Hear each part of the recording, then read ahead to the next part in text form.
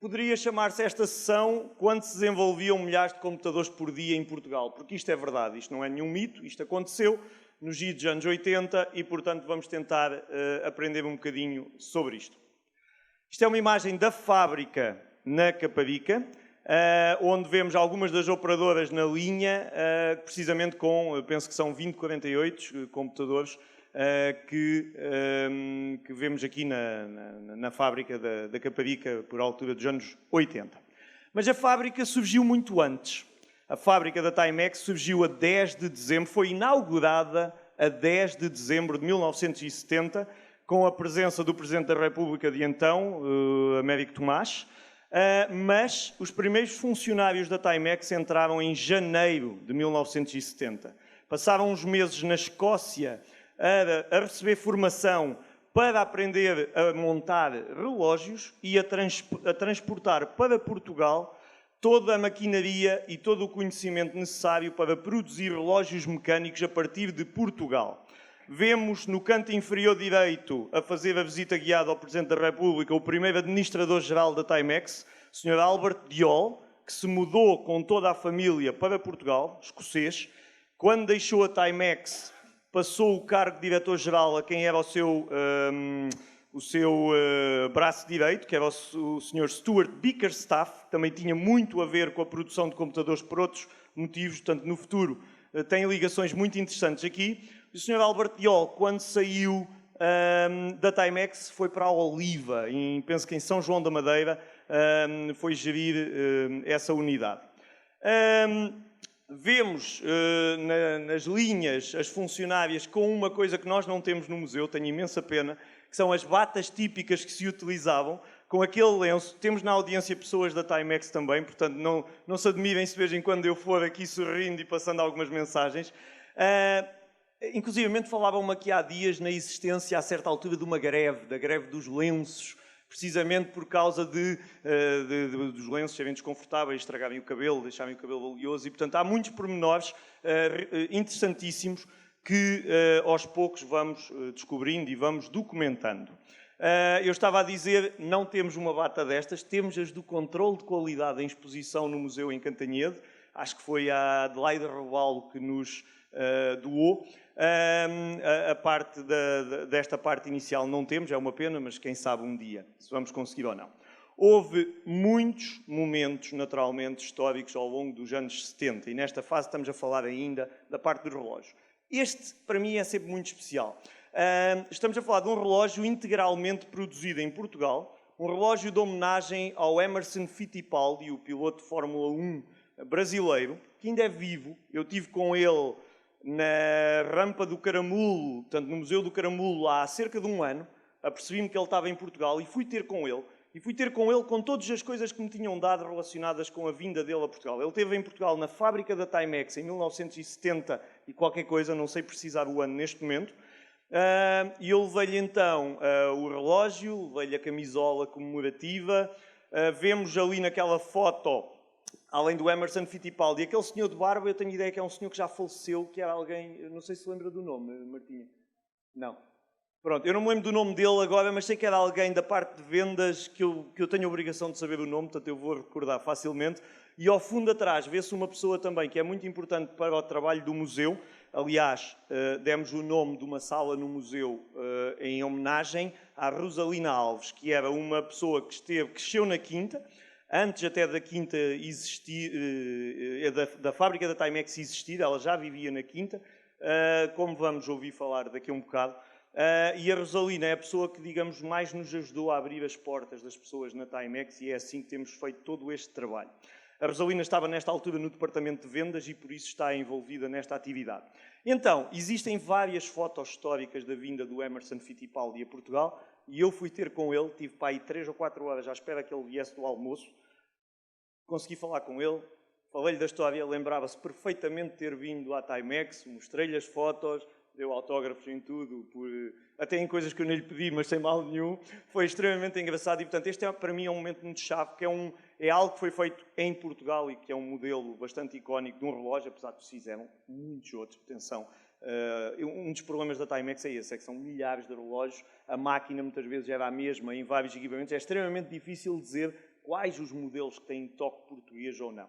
Nós temos no museu uns quadros construídos pelos funcionários, detalhando o que é que se fazia em cada setor, por exemplo, no subassembly, nas várias partes, as pecinhas minúsculas que eram cravadas, e, portanto, isso são tudo coisas que no museu podem ser vistas e que só é possível porque as pessoas nos têm apoiado.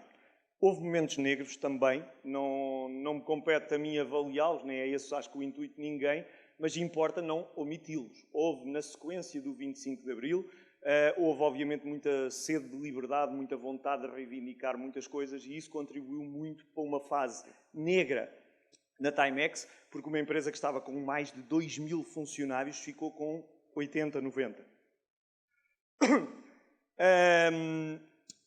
E isso é uma dor para muitas das pessoas que passaram lá, porque pelos os testemunhos que temos, as condições eram acima da média, as regalias eram interessantes, as pessoas sentiam-se reconhecidas, mas o que é certo é que aconteceu este fenómeno que fez com que a equipa fosse mais ou menos dizimada. Nessa altura, fica como diretor-geral uma pessoa que é extremamente importante para a história dos computadores, o António Gomes, e a empresa é reconstruída, digamos, depois a partir do início, do final dos anos 70, com outro tipo de projetos, no que era uma coisa muito típica na altura na tecnologia, que eram os projetos de subcontratação, ou seja, montar tecnologia para outras empresas. Estamos a falar de grandes nomes, estamos a falar da IBM, estamos a falar da Minolta e tantas outras. Mas, portanto, aqui a questão é mesmo, 2.000 e tal pessoas, planos de chegar a 4 áreas de 4 naves, digamos, fizeram 2, e de um momento para o outro 100 e tal pessoas. Uma coisa também que nos têm transmitido é que mesmo durante estes períodos, a Timex terá continuado sempre a pagar salários e tudo isso, mas até que chegou uma fase em que já não dava para continuar isto, para aguentar isto. Portanto, foi uma situação difícil, a empresa reergueu-se, a empresa em Portugal reergueu-se, continuou e ainda teve uma década também extremamente relevante e que nos traz aqui hoje. A Timex Portugal nos computadores. A Timex é, inequivocamente, o nome mais visível do papel de Portugal no Spectrum. Aliás, a nível internacional, é se calhar o único nome. Isso não significa que tenha sido a Timex a única empresa a trabalhar no Spectrum. De manhã, falámos sobre isso já. Empresas como a Landry, que é o primeiro importador do Carlos Maia Nogueira, que depois foi também o dono, o fundador da Solbi. A SGO, falei sobre isso de manhã, temos imensas fotos de pessoas da Timex em congressos conjuntos com a SGO. A SGO quase que era a Timex no Norte, abusivamente, mas portanto, tem um papel também extremamente relevante. A Triudos, toda a gente conhece da altura. Depois fabricantes de componentes, como a JG Componentes, a Astor, a Log, a Moura Relvas Eletrónica, ou entidades tão relevantes, por exemplo, aqui em Lisboa não, a nível nacional, como o INESC. É que o INESC começou precisamente na mesma altura que a Timex começa a trabalhar na área dos computadores. E há muitas colaborações no desenvolvimento de componentes dos computadores, como os famosos Gate Arrays, que eram tecnologia completamente inovadora na época, que é o INESC que ajuda a Timex a desenvolver isso numa ótica de Research and Development. Plásticos Boês é outro exemplo de um fornecedor. Não é fácil contar a história da Timex, porque a Timex teve várias áreas e várias épocas. Cada pessoa que a gente entrevista da Timex diz-nos: eu passei pelos relógios, dentro dos relógios passei em várias áreas, depois fui Service Girl, depois fui o que quer que fosse, ou Utility, que era o outro nome que utilizavam, e, portanto, é muito difícil muitas vezes reconstruir isto. Nós temos acesso a organogramas da Timex ou a plantas da fábrica, mas tudo aquilo mudava muito facilmente. Mas a Timex trabalhou em coisas como, já falei, relógios, dispositivos médicos é outra área, que a Timex, eu aqui não estou a falar apenas da Timex Portugal, estou a falar de forma mais genérica. A Timex meteu-se nestas áreas todas porque também já estava a construir dispositivos médicos, medidores de tensão arterial, balanças e todo esse tipo de coisas. A Timex fez uma coisa que eu acho impressionante, e isto quase não se fala, fez 2 projetos para a IBM Boni e IBM... está-me a faltar o outro nome. Não me lembro do outro. Uma eram umas placas de vídeo, a outra eram as cabeças das drives de disquetes ou dos discos, que eram feitos em Portugal. Obviamente havia muita confidencialidade e por isso não não é muito falado, mas são projetos extremamente relevantes. Aliás, o Luís Moisão, uma das pessoas que esteve envolvido nesta área, destaca sempre que a primeira empresa no mundo a quem a IBM reconheceu a qualidade por excelência e uma coisa que se chamava os zero defects, ou seja, uma produção em que conseguiam minimizar completamente os problemas, foi atribuída à Timex Portugal. Portanto, estava otimizado a um ponto extremo. Isto para mim é muito giro e para as pessoas que tenham estudado a engenharia informática, porque muitas das coisas que eu ouvi as pessoas da Timex falarem são coisas que eu andei a ouvir no meu curso a falar. Cadeias de abastecimento just in time, as questões das políticas de qualidade e tudo isso. Portanto, é muito interessante ver como é que isto na prática se aplicava. Eu acho que uma das coisas que a Timex teve de inovador, a Timex Portugal, foi a questão de ter uma equipa de engenharia. Isso fez a Timex Portugal diferenciar-se, por exemplo, do que aconteceu na Timex em Dundee. Há muitos motivos para isso ter acontecido, mas eu acho que isso foi decisivo. Foi por isso que nós também contribuímos, a certa altura, para melhorar, aprimorar, desenvolver alguns equipamentos que nem a Timex a nível dos Estados Unidos tinha feito, e, portanto, o Timex 2048, o 2068, esta coisinha que aqui está, que é o Timex Terminal 3000, muito pouco conhecida, mas que era um equipamento mais para a área empresarial, para correr CPM, e outras coisas ainda que não chegaram a ser lançadas. Tudo isso foi já dedo da engenharia e de toda a equipa da Timex fábrica que contribuiu para isso. Houve projetos com a Minolta, houve projetos com a Control Data, houve um projeto que é um projeto também emblemático, apesar de não ter tido sucesso, foi um grande problema até, a eletroluminescência. Tentou-se fazer uma tecnologia para dar luz nos relógios, que foi sempre um dos grandes problemas. Hoje a Timex tem uma tecnologia chamada Indiglo nos relógios, que de alguma forma é uma evolução do conceito. Mas o que se tentou fazer a partir de Portugal com a eletroluminescência não teve sucesso, e aliás, o Rui Morgado, penso que ainda aparecerá aí hoje, esteve aí ontem connosco, foi uma das pessoas que esteve envolvido nisto e depois até saiu em litígio por causa disto, voltando passado uns anos. Os computadores Sinclair, obviamente vamos já ver também alguma coisa sobre isso.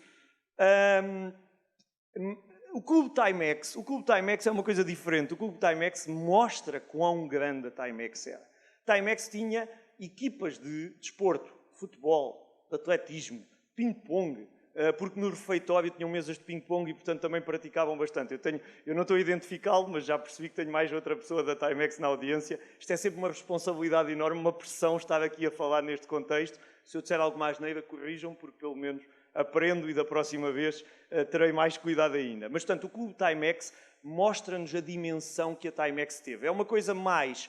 Nós temos um exemplar da revista do Clube Timex de 74 ou 75, e depois temos os 9 exemplares que foram feitos já na altura dos computadores, portanto, nos anos 80, e que foram os únicos que existiram.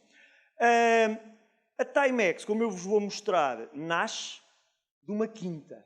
E isso significa que, além da fábrica, havia muitas coisas aqui à volta, e é giro perceber o que é que a gente já sabe ou não sobre isso. A UG in Sweden, eu deixei para o fim. A UG in Sweden é um projeto extremamente relevante, e é um projeto que tenta, de alguma maneira, salvar ou aguentar mais uns anos a Timex, quando os computadores começam a entrar numa fase de declínio. E porquê que os computadores começam a entrar numa fase de declínio? Por um motivo. Sir Clive Sinclair, sem saber, foi quem nos lixou aqui o esquema à Timex. Porquê? Como o Clive Sinclair, eu já falei isto ontem de manhã, como o Clive Sinclair basicamente estourou a fortuna e teve diversos projetos que correram muito mal e teve de vender a marca de computadores à Amstrad. Quando a Amstrad, em 1986, compra a marca de computadores, a Timex deixa de ser o parceiro-chave que a Sinclair tinha, e os computadores começam a ser fabricados em Taiwan e, portanto, muda muita coisa. A Timex ainda aguenta ali 1 ou 2 anos com projetos como o Tenet, que vamos falar, como uma tentativa de fazer um Spectrum com 256 capas de memória, o TC3256, mas o que é certo é que nada disso teve sucesso, e a UG in Sweden, que é um fabricante muito conhecido na altura de caixas registradoras, vê-se ali no canto inferior direito, deu ainda aqui alguns anos, 2 anos se calhar de vida, e várias coisas interessantes que também no museu podemos falar. A imagem por cima é das cabeças de disquetes que eu falava há bocado da IBM e que estão ali representados. Pode não se ver muito bem. Não, vê-se, consegue-se ver. A quinta dos medronheiros, onde a Timex foi implantada, é esta zona toda que está cheia aqui de pinos. E nós vemos coisas como onde é que estava a vinha, onde é que estava o pomar de pessegueiros, obviamente pode ter mudado em algum momento, ok? Mas à volta da fábrica da Timex deve estar aqui marcado o campo de futebol, eu já visitei isto, o ringue, portanto, várias e várias infraestruturas. A casa do Sr. Albert Diol é aqui, onde diz adega e lagar, a casa Diol. A casa do John Drive, que era um dos administradores financeiros dos primeiros, outros escoceses que veio ao início, era ali. A casa da Rosalina, onde vivia com a sua família e com o Sr. Nicolau, que era o caseiro da quinta, era ali. Já não existe nada disto. Tudo isto está destruído, mas nós temos feito o trabalho de preservar esta história. E isto é uma honra e, como o Hugo e eu costumamos dizer, uma responsabilidade enorme. Porque já não estamos só a fazer isto porque gostamos, temos a responsabilidade de preservar esta história. E, portanto, é isso que nos traz aqui e é por isso que a gente fala com tanto carinho da Timex. Há um grande problema para fazer este trabalho, além do que eu já falei. E os problemas são, por um lado, nós temos de nos focar na investigação, ou seja, fazer todo o tipo de pesquisa, fazer entrevistas a pessoas, estudar todo o tipo de bibliografias. Alguém que se lembra de escrever uma tese de mestrado, qualquer coisa, nós temos de ir ver tudo isso. Depois há projetos à parte, mas que tocam aqui muito. Não sei se toda a gente sabe ou não, mas a introdução das tecnologias de informação em Portugal, nas escolas secundárias, foi feita através de um projeto chamado Projeto Minerva. O Projeto Minerva tinha colaboração em algumas zonas do país com a Timex. Lisboa e Braga, pelo menos, usavam computadores Timex no Projeto Minerva. E, portanto, nós temos de acabar por investigar tudo isso. Depois temos o trabalho da preservação. Preservação de software, preservação de hardware, vamos falar um bocadinho mais sobre isso, e preservação de documentação. Nós temos, escaneados por um colega meu que está aqui, pelo Bruno, da equipa do museu, 3.000 ficheiros que eram do espólio, digamos, pessoal, de documentação do professor Álvaro Oliveira. O professor Álvaro Oliveira é uma pessoa com uma ligação muito particular à Timex, sejamos claros, ele era um consultor, mas foi a primeira pessoa que o António Gomes contratou para ajudar a montar a operação da Timex. E é através destas duas pessoas que depois se contratam os primeiros 5 engenheiros, o Renato Gestosa, o Henrique Suzano, o Rui Morgado, o Pedro Esteves e o Luís Bandeira. E, portanto, é assim que esta história toda começa. O professor Álvaro Oliveira, eu ainda o conheci, entretanto faleceu, e a família tinha preservado toda a documentação, ele guardava os post-its, a dizer quando é que tinha reuniões em cada sítio. É impressionante, eu nunca tinha visto uma coisa assim. O que é certo é que isso deu-nos um espólio de documentação que é surreal. É espetacular para nós, para podermos estudar tudo isto. Depois temos de disseminar, porque nós não fazemos este trabalho para dizer que sabemos ou gostamos de saber, ou para nos gabar como se fôssemos colecionadores apenas. Não. Nós fazemos este trabalho para poder partilhar com as outras pessoas, porque o nosso objetivo é recordar que houve produção de computadores neste país, que houve um contributo de Portugal para um dos computadores mais importantes, porque acabou por ser o primeiro computador na casa de muitas pessoas da minha geração e mais velhas. E, portanto, como é que fazemos isso? Os canais do museu, pelo um site que nós estamos para fechar, do que o João Encarnado iniciou e que nós vamos lançar a nova versão, o Timex Computer World, por estarmos aqui no Bibliogamers, estamos aqui também para isso, para partilhar convosco o que é esta área. Não é só partilhar para dizer, a gente acha que sabe muito disto. Não. É para estar ali pessoas que estão a olhar para mim, que eu estou a sentir. Se eu digo algo mais neve, pelo menos a seguir eu vou saber o que é que não disse bem.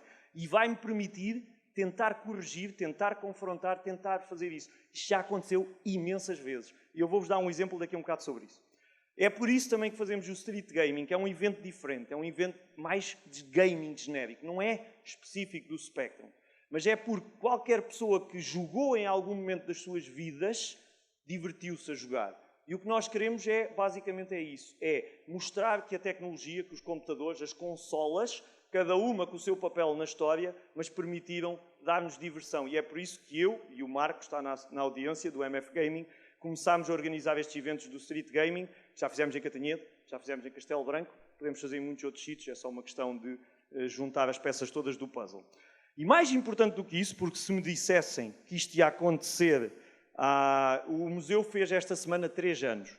Antes desses 3 anos, o museu existiu durante nem um ano como uma exposição temporária noutro sítio. Portanto, é um projeto que já leva 4 anos e eu, pessoalmente, já levo, se calhar, 13 anos ou 14 só dedicados a aprofundar isto, a colecionar, a tentar estudar todo este tipo de coisas.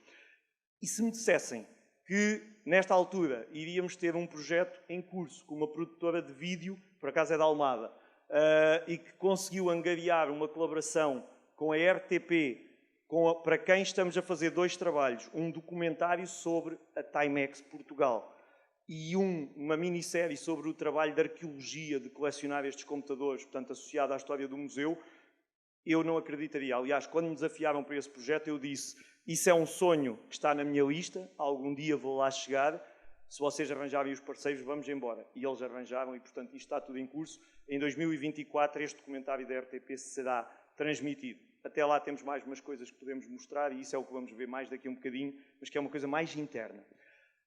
Depois há outra parte, é que nós não queremos fazer isto só para dizer que isto há 40 anos é que era bom, ou há 30 anos é que era bom, e que as pessoas que fizeram isto eram génios. Não é nada disso. Nós queremos fazer isto porque, para projetar o futuro, tem de se compreender o passado.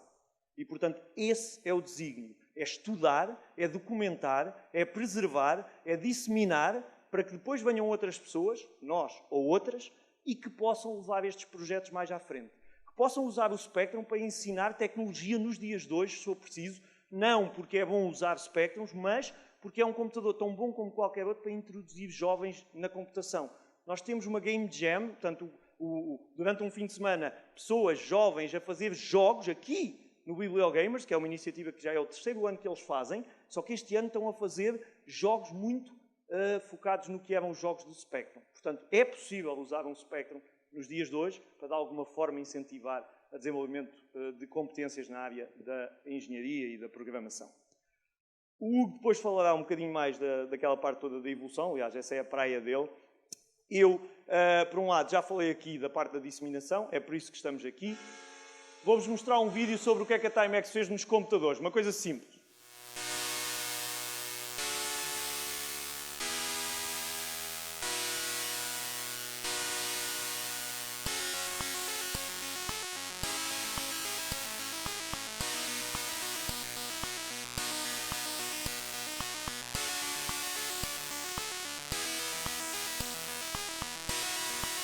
Isto vai ser muito importante, esta peça, daqui a um bocado.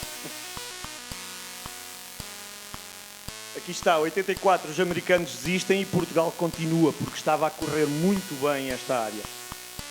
Mandam computadores para a Polónia, extremamente difícil obter as autorizações na época.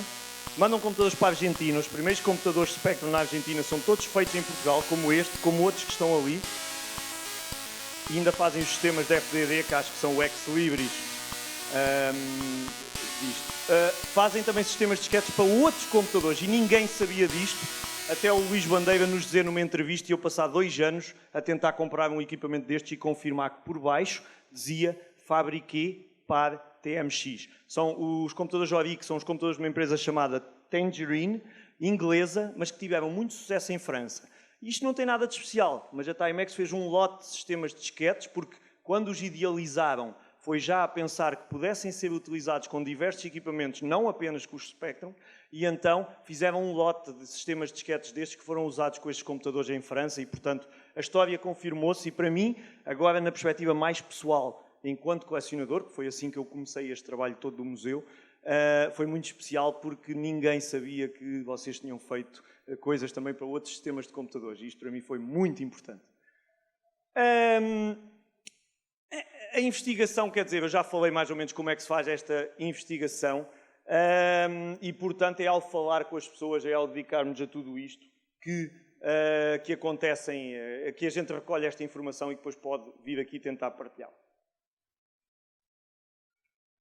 Agora vou-vos mostrar 3 ou 4 coisas históricas para perceber o tipo de documentação que podem conhecer no museu ou que está a ser preservada e que, portanto, estamos a ver as melhores formas de as libertar. Aliás, nós vamos celebrar online, no próximo domingo, não é amanhã, é no domingo a seguir, um evento de aniversário do museu, onde eu vou estar à conversa com diversas pessoas, uma parte em português, uma parte em inglês, porque a parte da Timex tem uma legião de fãs na Polónia gigantesca, tem uma legião de fãs na América gigantesca e, portanto, nós estamos aqui a preparar um conjunto de iniciativas para libertar este espólio de uma maneira controlada, o espólio documental, e, portanto, vamos falar sobre isso no outro domingo, portanto, quem quiser pode seguir no YouTube do museu. Isto é um exemplar da revista do Clube Timex. Eu gosto particularmente deste, acho que é o exemplar número 4, é a revista número 4. É 4. Eu gosto particularmente deste porque tem um conjunto de ovelhas e, portanto, mostra que isto era uma quinta antes de ser uma fábrica de relógios ou antes de ser uma fábrica de computadores. E, portanto, apesar de no final a contracapa ter a publicidade aos computadores, há este pormenor que eu acho giríssimo. Há outra coisa que eu acho impressionante. A Timex era tão grande, tinha tanta capacidade, obviamente, de influenciar também os seus parceiros e fornecedores, que esta revista, que é uma revista interna, tem publicidade de fornecedores. Isto significa que havia, ou uma capacidade de persuasão tão grande. Há uma coisa que o professor Álvaro Oliveira, acho que uma vez disse, que foi, a Timex tinha um nível de produção tão grande que permitiu a muitas empresas em Portugal desenvolverem os seus processos de fabrico, investirem em equipamentos, porque podiam, na realidade, depois, escoar os trabalhos, precisamente porque havia uma grande procura. E, portanto, tudo isso mostra como não é só o papel que a fábrica teve. É o papel que a fábrica teve enquanto epicentro do desenvolvimento de um conjunto de empresas que trabalhavam nestas áreas. Isto é um exemplo. Isto é outro exemplo que nos diz duas coisas. Atrás de mim, do lado direito, há um certificado de formação. Portanto, as pessoas recebiam formação. Neste caso, é um certificado de formação para a utilização do FDD 3000 com o terminal CPM, com aquele terminal que está ali. E é um exemplo. Eu estava a ver os nomes, se havia aqui mais algum pormenor relevante. E aqui há uma coisa, não tão alegre, não é divertida, naturalmente, mas é uma coisa que nos diz quando é que, na realidade, os problemas na área dos computadores começam muito a sério. É uma carta interna, uma comunicação interna, a dizer, em 27 de maio de 88, a dizer que, com o termo da atividade produtiva dos computadores e a necessidade de rever aqui um conjunto de coisas, tiveram de começar a reduzir o número de pessoas e, portanto, na parte dos computadores, em 88, é quando isto acontece. Não quer dizer que não possa ter saído gente antes, não quer dizer que não tenham ficado alguns e saído mais tarde, mas depois aconteceu isso. Tenet. O Tenet, para nós no museu, é uma das coisas mais importantes. Eu não me vou alongar muito, eu vou deixar isto para o Hugo falar, mas isto o que importa aqui dizer é só o seguinte. Isto é um folheto de um produto que se pensava que nunca tinha sido acabado. De um produto que se pensava que foi uma tentativa de fazer um protótipo que nunca deu em nada, nunca foi comercializado, mas afinal nós descobrimos que há, pela documentação, anos de trabalho no Tenet. E, portanto, sobre isso há muita coisa que está a acontecer. Aqui foi a surpresa no espólio do professor Álvaro Oliveira de aparecer o folheto. Depois houve mais sítios onde ele já apareceu, mas, portanto, nós temos um exemplar daí. Depois, duas coisas que eu acho também muita piada. Uma, a certa altura, apesar de que eu nunca ouvi ninguém da engenharia da Timex a falar desta parte propriamente a acreditar muito que isto ia ter sucesso, mas tentaram fazer um conjunto de fontes, as fontes de switching, aquele tipo de fontes que começavam a aparecer na altura, e nós temos protótipos disto e temos um folheto promocional disto no museu e, portanto, é o exemplar que está ali mais cor-de-rosa e azul, que é o folheto disso. Do lado direito, é uma coisa que me intriga, que eu ainda não consegui levar a fundo esta investigação, mas é o seguinte. A Timex, em Dundee, não em Portugal, montou os televisores que o Sinclair idealizou, os televisores de bolso. E, curiosamente, um dos televisores de bolso do Sinclair tem um formato como este, ou seja, tem o ecrã, mas depois não é um aparelho com aquele tradicional televisor que nós tínhamos em casa, com o tubo de raios catódicos em profundidade. É um aparelho construído na horizontal. Isto é considerado uma obra de engenharia muito interessante, mas o que é certo, e eu não sei se tem alguma ligação ou não, é essa a parte que me falta perceber, a Timex, a certa altura, começou a anunciar que tinha este tipo de equipamentos para vender aos seus clientes.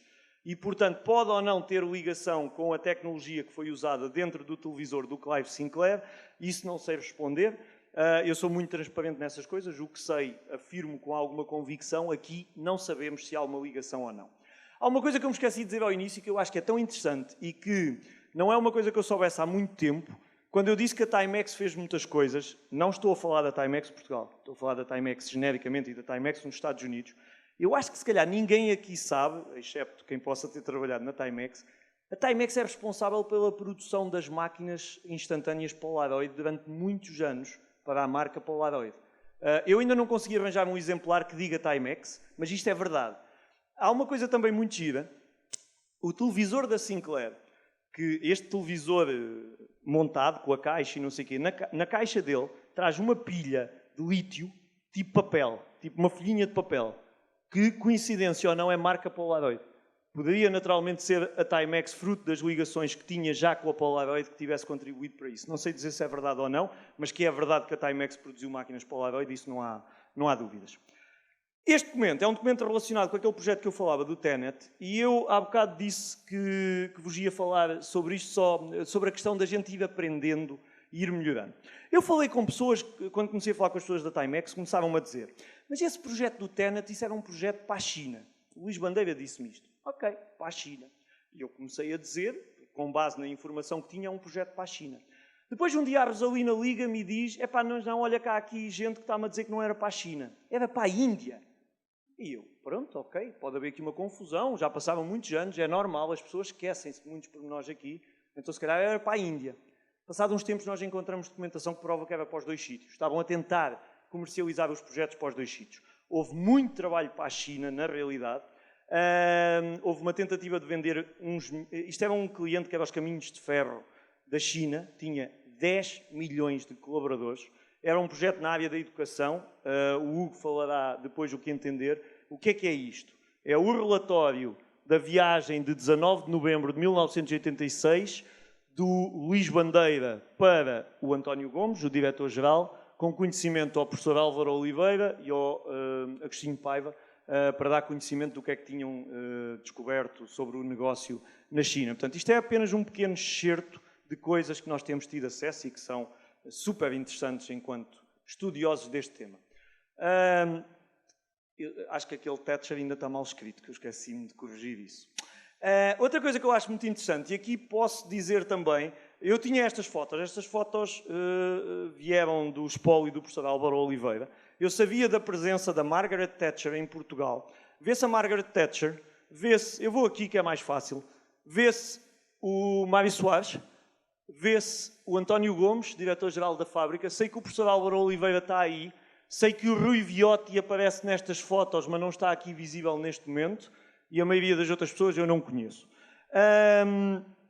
Eu acho este momento extremamente importante, até porque há uma história, e isto não está escrito em lado nenhum, mas isto já nos foi confirmado, que é: a Thatcher fez um brilharete, porque a Thatcher chegou cá e ofereceu 100 computadores ao governo português para meter nas escolas.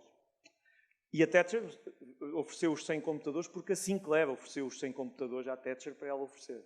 A parte que ninguém diz é que foi a Timex que ofereceu os 100 computadores à Sinclair para eles oferecerem. Portanto, foi a Timex Portugal que de alguma forma contribuiu, não sei se passaram por Dundee ou não, mas contribuiu para que os computadores fossem oferecidos a Portugal. Portanto, isto são pormenores que a gente começa a aprofundar a história e é muito giro compreender estas coisas. O que me dá um grande orgulho aqui é que a RTP, a nosso pedido, foi ao arquivo e conseguiu encontrar a filmagem, que está neste momento disponível online, e conseguiu encontrar a filmagem desta vinda a Portugal e, portanto, isto foi uma coisa que nós já conseguimos localizar. O que é que nos falta aqui? Preservação. Preservação de software. Eu não vou falar da preservação de software, primeiro porque não me competia ao André que está ali, mas nós já falámos disso hoje de manhã, exaustivamente da preservação de software em Portugal, não apenas da Timex. Naturalmente, isto é um trabalho que nós temos feito. André, diz-me só aquelas métricas, quantos programas é que se conhecem, quantos é que já...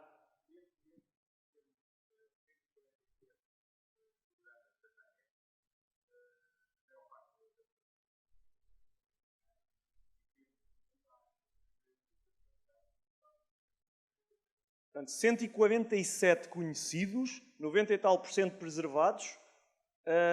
Eu tinha ideia que era 200 e tal, por acaso, de manhã.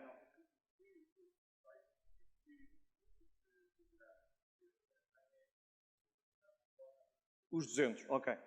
Pronto, há um trabalho que tem vindo a ser feito pelo Planeta Sinclair e pelo André, concretamente, que é a pessoa que lidera toda esta parte de preservação de software, e é o fundador do Planeta, claro. E, portanto, isso é toda uma área que também temos feito. Muito software deste também era adaptado pela Alpha Micro, portanto, muitas vezes eram aqui ligações entre a Timex e os seus fornecedores, mas não deixa de sair para o mercado com o nome Timex. Isto são exemplares de fotos, é uma foto do André com diversas cassetes da Timex das várias épocas, quer do ZX81 ou TS1000, quer do TC2068. O que é que nos falta? Preservar hardware. E, concretamente, depois falar da parte da evolução de tudo isto. Mas para essa parte, Hugo, vamos trocar e o palco é teu. Vamos a isso. Obrigado, João.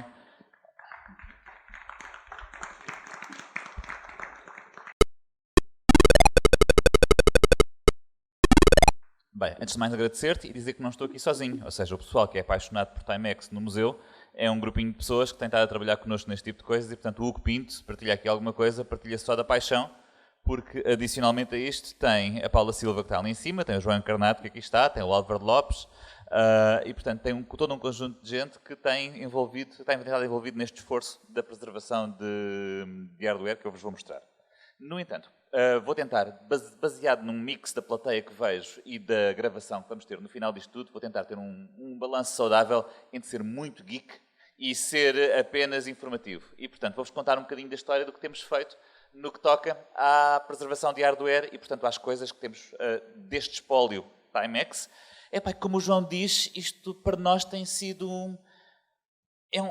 um balanço difícil, porque nós chegamos ao mundo Spectrum pela paixão Sinclair, mas damos muito rapidamente, e sobretudo por esta relação muito próxima com o ecossistema Timex em Portugal e com as pessoas que confiaram em nós e que nos honraram com esse tipo de proximidade, nós neste momento sentimos o peso da responsabilidade de garantir que isto é um trabalho bem feito. E, portanto, boa parte do que vos vou contar é precisamente neste eixo de ok, e agora? Se me permite, eu costumava dizer uma coisa no museu. Quando nos visitavam, eu dizia, não há nada que impeça um inglês qualquer da manhã tentar fazer um museu como este que nós aqui fizemos. Não é impossível. Eu nunca disse, nem achei, nem foi objetivo ter a maior coleção de Spectrums do mundo. Não é esse o objetivo. O objetivo é não a ter guardada em casa. É torná-la útil e contar uma história com ela que seja verdadeira e que homenageie tudo isto. Só que isto mudou.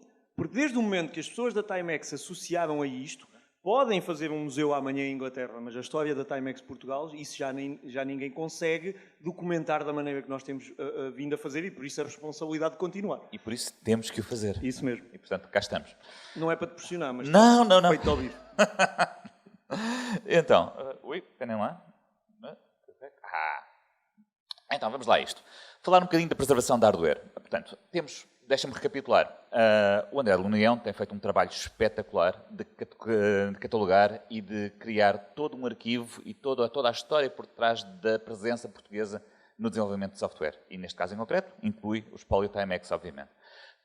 O software tem uma característica fantástica. Uma vez que traduzimos os átomos das bandas magnéticas em bits, aqueles bits são eternos, desde que não nos esqueçamos deles. Eles podem ser guardados na nuvem, podem ser guardados noutra cassete, podem ser guardados numa disquete ou num disco rígido, e eles vão ser os mesmos para sempre. O problema é quando continuamos no domínio dos átomos. E o hardware é o domínio dos átomos. E tem características também que nos preocupam para o preservar. Porquê? Porque os átomos não ficam ali quietinhos, não duram para sempre.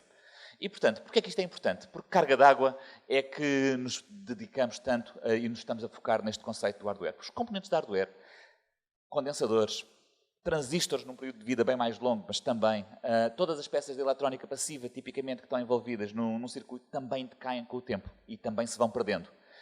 E também vão estragando. E fitas e as tais vias, como dizia há pouco, as vias de condução partem-se, estalam com o tempo, as soldaduras vão à vida e, portanto, tudo isto implica que os nossos computadores, estes computadores que temos montados em casa e com os quais muitas vezes utilizamos para trazer de novo à vida software e as nossas memórias de infância, eles vão deixar de funcionar mais tarde ou mais cedo. E se bem que há coisas que tipicamente vão sendo refeitas ao longo dos anos, e há componentes que têm novas edições, e há componentes que são quase que eternizados pela evolução, agora numa onda mais retro, mas que vão sendo surgindo, há componentes no mundo destes microprocessadores de 18 bits, e sobretudo neste mundo Timex, que foram feitos ali e não foram repetidos. E esses nós temos especial atenção, porque se perdemos esses, vamos perder a capacidade de recriar estes computadores e de eternizar a sua memória e depois alavancá-la para fazer uma missão maior do museu, que eu depois concretizo no fim. E, portanto, esta é a nossa preocupação. E uma delas, um destes componentes em concreto, vou-vos dar duas ou três histórias do que temos feito. Um componente em concreto com o qual temos focado muito trabalho, é uma coisa chamada SLD. Que é o quê? É um chipzinho em concreto que participava e tinha um papel muito importante. Deixem-me ver se eu acho que é um laser. Temos aqui os dois grandes computadores feitos em Portugal na TMX, o 2048 e o 2068, e eles partilham uma coisa. Há muita eletrónica desta altura que é comum e tal que conseguimos replicar.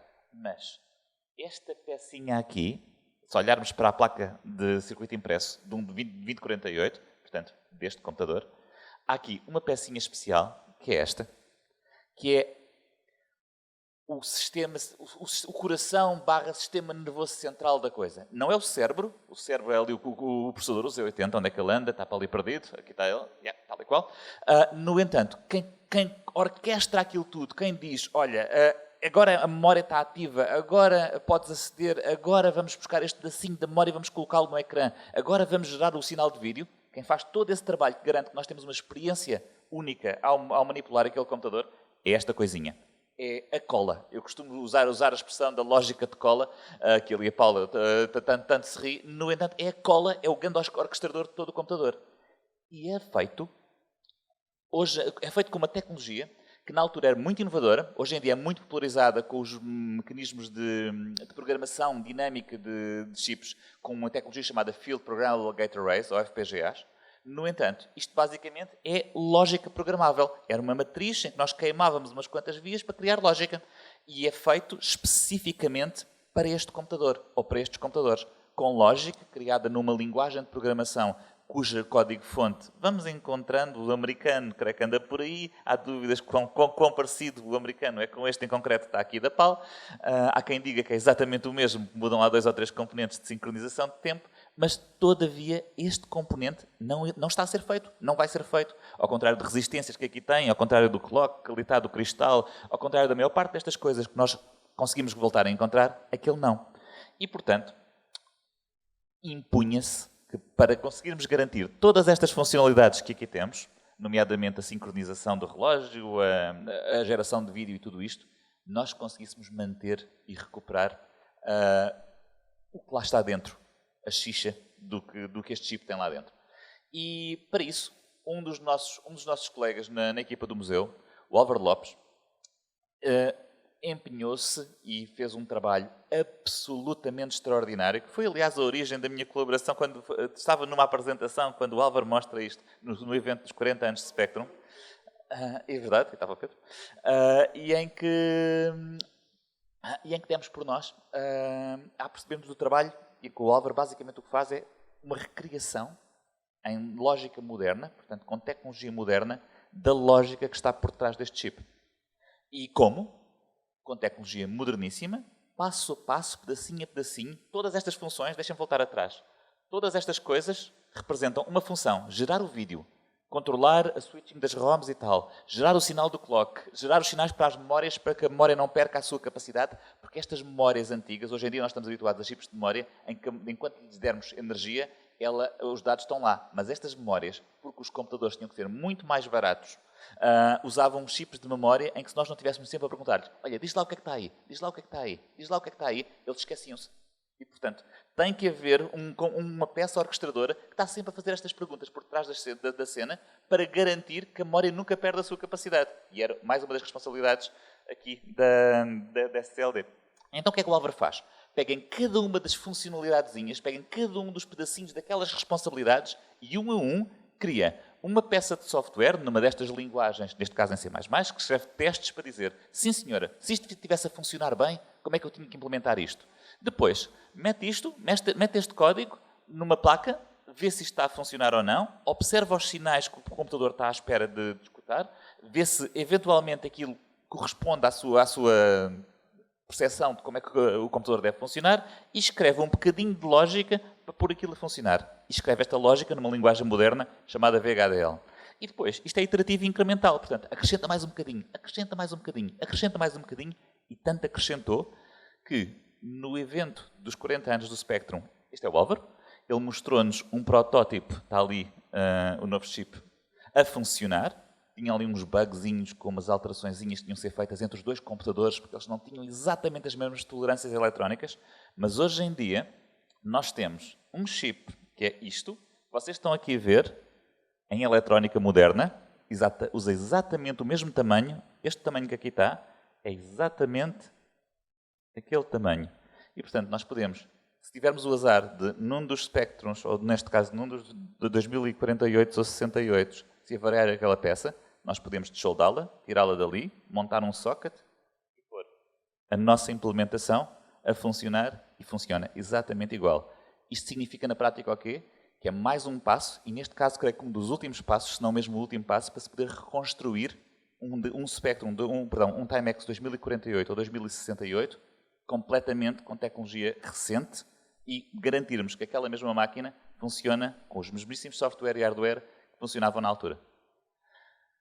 E, portanto, resultado, começamos com este projeto e apercebemos que tínhamos aqui uma área na qual a tal responsabilidade tinha que ser provada.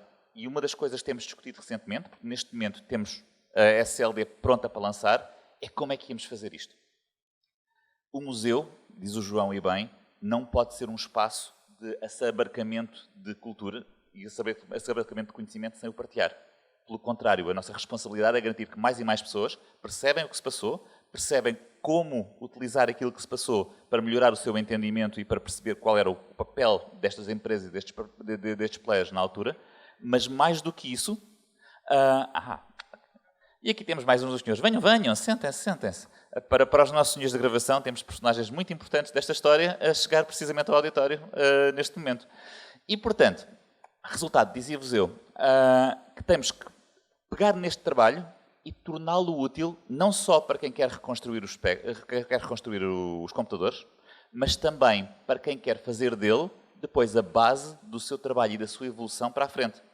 E, portanto, a maneira como vamos disponibilizar este projeto, bem como outros projetos, no âmbito do museu e no âmbito das iniciativas do museu, está preparado para ser uma base, num licenciamento muito parecido com o open source, mas que não é exatamente bem open source, tem algumas restrições, nomeadamente à atribuição, mas vamos torná-lo uma peça concreta, mas também a plataforma com a qual novos programadores ou novos entusiastas e novos interessados podem aumentar, reconstruir, aprender como nós aprendemos e evoluir o seu conhecimento daí para diante. E, portanto, vamos fazer... numa lógica nada comercial, ou seja, o objetivo do museu não é agora tentar ganhar dinheiro com isto. Aliás, nós nem sequer temos interesse em andar a produzir isto em série, nada disso. Nós queríamos mostrar que era possível fazer isto, porque isto abre a possibilidade para fazer muitas coisas, como o Hugo disse, e queríamos agora disponibilizar isto para que outros usem. A única coisa que têm é, obviamente, reconhecer de onde é que foi o ponto de partida deles e, a partir daí, tudo o que fizerem é libertado de forma para a comunidade e a nossa parte é libertada de forma gratuita. Tem duas restrições. A primeira é que reconheçam o trabalho que, efetivamente, as pessoas do museu, aí neste caso, em concreto, o Álvaro, fizeram neste papel, portanto, que reconheçam a origem. O Paulo, ele tem o contributo também do Paulo Curtesão. Alguma, sim. E, segundo, que se acrescentarem ou melhorarem este trabalho e, por exemplo, acrescentarem novas funcionalidades à SLD, que também republiquem, como nós publicamos no domínio aberto, também republiquem as suas alterações para que todos possamos aprender. São as duas grandes restrições da licença. De resto, é open source, puro e duro. Quem diz SLD? Diz coisas que começámos a pensar, esperem lá. Então, se calhar devíamos começar a expandir este tipo de responsabilidade que vos comentava para coisas que foram de trabalho efetivo desta equipa da Timex e que acabaram ou por ver pouco a luz do dia ou por não ver a luz do dia de todo. E, portanto, começámos a explorar de que forma é que podíamos ter um papel relevante neste aspecto. Eu juntei-me à equipa precisamente neste momento e porque fiquei de tal forma apaixonado pelas histórias desta altura e pela oportunidade perdida de mercado nesta altura, que achei, poças, caramba, temos que fazer alguma coisa em relação a isto. Um deles é este projeto, chama-se Timex Educational Network, ou TENET. Eu não vos vou amassar demasiado com isto, porque eu agora podia passar horas a falar-vos de TENET, e não tenho horas, portanto vou despachar-vos isto rapidamente, dizendo o que é que isto é. Eu não sei se tenho aqui a mesma imagem do... Deixa-me voltar um bocadinho para trás, João, para dizer uma coisa muito simples, que é isto que aqui está atrás. Queria o folheto, está aqui atrás, é este, aqui. Estão a olhar, tenho a imagem de cima no meu, mas este é mais bonito. Estão a olhar para uma rede de computadores, 10 anos antes delas serem popularizadas, feita com fios de áudio. com cabinhos de áudio estilo de fones, mas ligando computadores uns aos outros, em que toda a inteligência está montada de maneira muito engenhosa, só através de artifícios de software e de uma mentalidade de fazer muito com muito pouco. 10 anos antes disto ser popularizado. Imaginem uma sala de aulas, que era o contexto de utilização típico disto, mas não necessariamente poderia ser um escritório, no qual computadores da família ZX Spectrum, originalmente Timex, mas tecnologicamente nada impedia que fossem Spectrums normais, pudessem estar ligados em rede, num ambiente em que eu tinha, por exemplo, um professor, a poder enviar e partilhar dados com os meus alunos, ou, neste caso, alguém de logística ou alguém de escritório, da gestão de escritório, a partilhar aplicações com os meus colaboradores, e em que poderia controlar ou dar acesso às pessoas para poder imprimir na impressora central o mesmo tipo de coisa que vocês têm nos mainframes, mas com um tipo de custo, um tipo de eficiência em relação à capacidade de computação que ali tenho e ao que estou efetivamente a entregar, que estava uma ordem de grandeza abaixo daquilo que as soluções comerciais viriam a ter uns anos à frente. E, portanto, deixa-me voltar agora um bocadinho para a frente. E, portanto, uma das coisas que claramente começámos a pensar, até porque originalmente pensámos, isto é um mito ou é algo que nunca aconteceu, mas apareceram-nos 2 dispositivos, um de cada tipo no museu, que consubstanciavam que efetivamente isto aconteceu. E começámos a olhar para eles e a fazer a engenharia reversa. E, portanto, uma das coisas que montámos como projeto no museu foi, vamos reconstruir o Tenet. Qual foi o nosso ponto de partida? Estes 2 dispositivos que comentei no museu. Vou acelerar um bocadinho, João, para garantir que nós temos tempo a seguir. Todavia, qual era o nosso ponto de partida? Tínhamos 2 dispositivos. Uma placa, que é um 2048, com eletrónica desta rede montada por baixo, e uma segunda placa, que é uma placa de acrescento da interface de expansão, daquelas coisas que nós colocamos por trás do computador, no porto de expansão, que permitiria acrescentar estas funcionalidades a computadores já existentes. Infelizmente, uma delas estava em melhor estado do que a outra, mas nós temos, nesta altura do campeonato, todo um trabalho feito à conta daquela que estava completa. Então, não vos vou amassar muito. Esta é uma das placas. De novo, esta é uma das placas e o uso de componentes como aqueles que vos comentava, dos tais gate arrays, dos quais infelizmente, nós não temos o código-fonte. Ou seja, infelizmente, nós não conseguimos fazer o mesmo, senão com uma engenharia reversa gigante que o Álvaro fez com o SCLD. Esta é a borda que está por baixo do tal 2048. Esta foi o nosso jackpot. Temos tudo. Ou seja, aqui, sem vos amassar muito, temos o código, aqui e aqui. Temos o processador, temos um microcontrolador que representa depois a comunicação entre os vários computadores. Temos toda a eletrónica reversa disto. E o que é que fizemos? Fomos à mão, traçámos à mão cada um dos componentes e cada uma das vias de cada um dos componentes, reconstruímos o circuito lógico. Depois da reconstrução do circuito lógico, reconstruímos, isto é trabalho ali daquela senhora que está ali ao fundo, da Paula Silva, reconstruímos à mão, de novo, a placa com exatamente as vias, exatamente no mesmo sítio, de maneira a garantir que tínhamos uma reconstrução completa, ponta a ponta, da placa que está por baixo de 2048. Com a quantidade de gente que já está da Timex na audiência, com um bocado de jeito, ainda arranja alguém que vá popular a placa. Assim. Se alguém quiser soldar, está a joia. Olha. Prontos? Então agora está redesenhado. Para trás. 1, 2. Mais? Esta? É sim senhor. Ela é tudo Billy.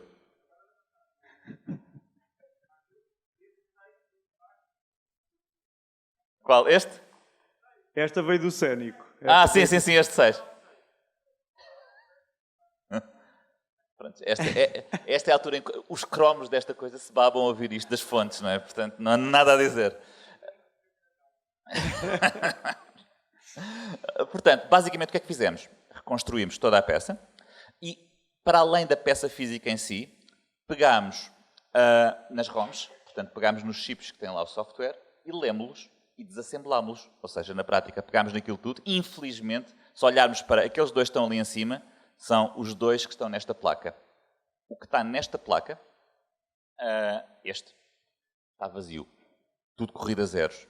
Não temos o conteúdo do que ali está. Todavia... Calma que há mais umas promos para chegar. Certo. Todavia, retirámos recentemente, retirou a Paula, o código do microcontrolador 8031 que está ali dentro.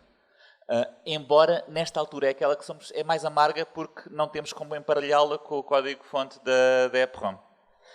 Ora, voltando aqui para a frente. E, portanto, nesta altura do campeonato, pegámos nas ROMs, lemos isto tudo, desassemblámos-las, ou seja, pegámos isto no disassembler e transformámos isto no pseudocódigo-fonte original escrito pelo António Nóbrega, sobretudo e pelo Abílio na parte de telecomunicações, da parte do controle do microcontrolador, do 8031 ao 51. Este é do Abílio. E este é do Nóbrega. E, aliás, nota-se depois ali bem, copyright 1980. Não sei por carga d'água é que diz 1980, devia ser 86. Sim, 80 nem estavam lá. Então, exatamente. Mas, curiosamente, é isto que está na ROM. Com as mensagens, aliás, Station Not Present e por aí adiante, que são as mensagens que poderiam aparecer no ecrã nos computadores Tenet. Hoje em dia, o que é que temos? Temos até mais coisas do que eu tenho neste slide, por sinal. Aconteceu-nos uma coisa fantástica num destes eventos em que, felizmente, pessoas como as pessoas que estão cá da Timex hoje nos presenciaram, estiveram lá presentes connosco, apareceram-nos umas disquetes que faltavam com o software do aluno e do professor para as demonstrações. Mas isso acontece de uma maneira impecável. É que estávamos num encontro em Catanhedo que se organizou em setembro, estávamos ao almoço a pedinchar, eu faço esta apresentação, eu faço uma coisa parecida com esta. Por favor, procurem se alguém tem as disquetes e o Rui Viotti entrega, o meu carro ficou cheio de coisas que entregaram e nesse dia à noite o João Encarnado preservou a disquete com o código do Tenet, no próprio dia. No próprio dia olhámos para aquilo e uma disquete dizia Tenet. Epá, não pode. Se calhar é isto, não é? Portanto, temos nesta altura do campeonato... Ele mandou algumas bocas a dizer que a parte comercial bateu a engenharia nesta parte, não sei se lembram. Nesta altura o que é que temos? Temos muita coisa. Temos o circuito lógico todo reconstruído, temos a placa de 2048 toda reconstruída, temos as ROMs desassembladas, sabemos o que é que o Master Slave, sabemos o que é que os protocolos passavam de um lado para o outro, temos uma implementação incompleta em VHLD de tudo isto para fazer testes unitários e estamos neste momento a testar. Há ali dois truques, eu não vos vou amassar muito, sobretudo o pessoal que é menos técnico, não vos vou amassar muito, mas há aqui uma coisa, são aqui duas plaquinhas, onde é que elas estão? Estão estas duas, não são? São as paus. Aqui, já. Há aqui dois chips, onde é que eles estão? Pá, que eu não consigo ler daqui. Aqui. Aqui. Então, eu estava a apontar, estão aqui, certo? Assim. Há ali dois chips que são lógica de cola. São coisas em que, em vez de se fazerem com chips de anos e horas na altura, o pessoal colava aquilo tudo em dois chips programados. E eles estão protegidos. E nós lemos-los à força bruta. Portanto, testámos todas as combinações possíveis. Depois aquilo entra numas fórmulas matemáticas de um palavrão chamado mapas de Carnot. Simplifica-se a lógica e fica-se com as fórmulas originais das coisas que estão lá dentro. Já as reconstruímos, já as reprogramamos. Estão, nesta altura, de novo em silicone e estamos a retestá-las e compará-las com os do museu e depois vamos reconstruir basicamente isto tudo. Silicone ou silício? Silício, silicone, é mesmo? Silicone. Silicone. É, silício e Silicon Valley. Portanto, qual é que é o nosso objetivo? É reconstruir aqui o componente. E transformar isto depois numa série... Rui. O Luís Bandeira vende... Olha, ainda vai conseguir vender isto. O Luís Bandeira quer voltar a vendê-los, deixa lá, portanto, de qualquer das formas. O que é que queremos fazer? Queremos fazer isto depois numa série... Temos um roadmap relativamente simples. Reconstruir, para já. Queremos fazer uma coisa parecida com o que a reconstrução... Mas a reconstrução está montada em eletrónica com muito espaço. Por um lado, aquelas placas têm muito espaço e com eletrónica dos anos 80. Queremos refazer uma versão de anos 80 um bocadinho mais compacta e que encaixe na interface externa.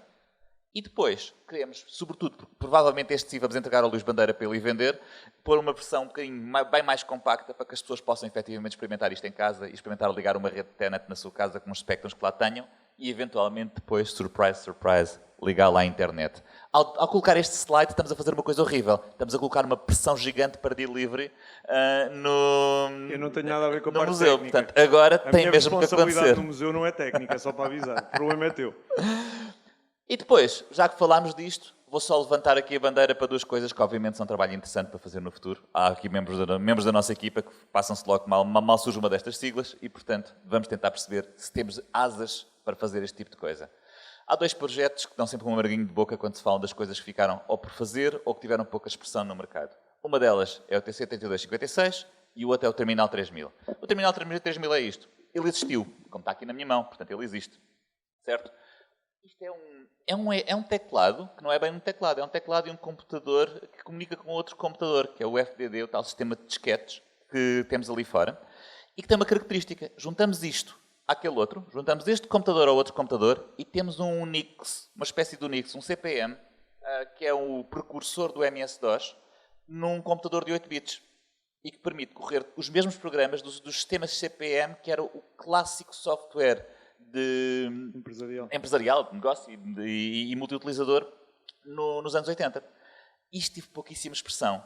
Para além disso, são caros para chuchu no mercado secundário, porque há muito poucos.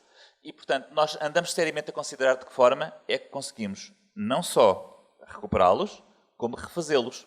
Qual é que é o nosso problema? As malfadadas gate arrays. Porque isto está cheio de gate array e, portanto, não... Era preciso o trabalho que o Álvaro fez, que já está concluído, para tentarmos... replicar aqui.